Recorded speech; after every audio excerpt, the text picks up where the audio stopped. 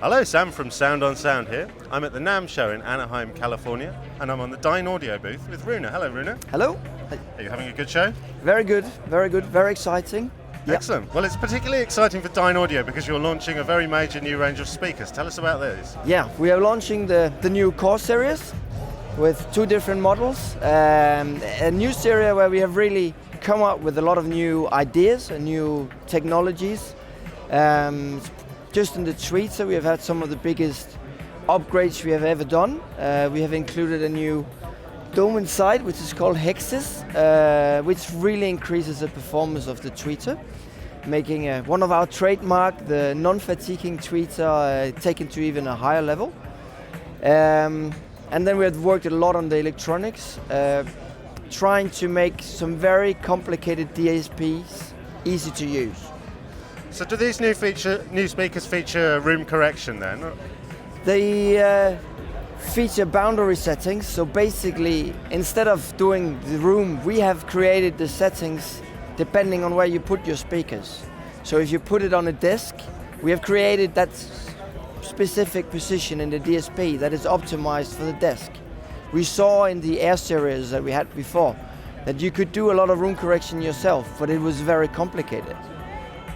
And if you put a speaker close to a wall, it's not one place it changes. The curve actually is many areas in the frequency area that it has an impact, and that's very hard for a user themselves to control. So we have done that easy for them. So this is a lot more than simple lower and high shelf filtering. Yes, it's taking some of the things we already started with the LYD, like the till filters. Normally if you have a normal shelving EQ, you create phase issues. You just add in the tweeter, but you create a phase issue further down.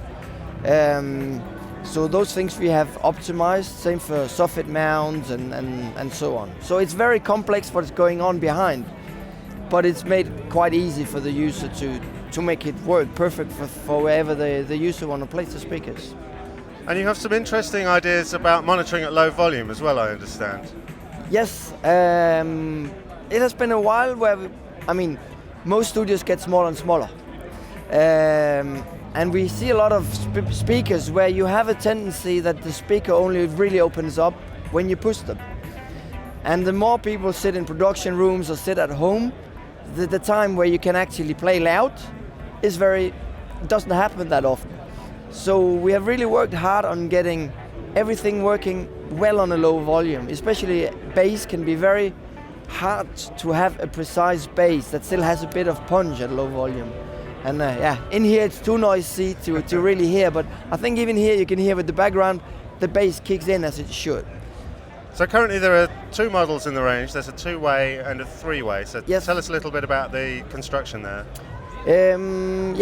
With the LYD we introduced a bit of a logic in our naming as well. So Core 7 runs with a 7-inch woofer, and our Hexes Esotar Pro tweeter, and the three-way a 5-inch and a 9-inch, so called 59. We have designed tried a lot to make the cabinets. They are extremely sturdy, of course, to reduce resonance, but we have also worked a lot to make the mounting and the use of the speakers much more flexible. So you see there's space for little paddings, you can put them upside down. There is a 3/8-inch for mounting. So we worked a lot on the flexibility as well. And the actual face of the speaker changes depending on where you're mounting it, is that right? The plate rotates? Yeah, in the 59 we have the mid-tweeter section rotating, which is actually something we introduced back in 2001 with the Air series. We had the Air 20 and the Air 25 where you could rotate but it basically means that in one speaker you have a left, center and right. You tell the speaker if it's left or right and then on the back side. Very cool. Thank you, Rune. So these are analog inputs or digital inputs or both? Both. We have done a lot in the digital domain as well. So you run AS3 into them, and there's actually no sampling rate conversion either, which is a big plus in the whole way the digital sound is processed. So you give it 48 and it handles 48. If you give it 192, it goes directly into 192. Marvellous. So how soon can we expect to be able to buy these new speakers?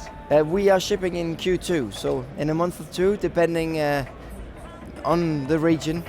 Fantastic. And do you know what the pricing structure will be yet? Yes, the price in euro is 1,700 for the small one, 2,700 for the big one.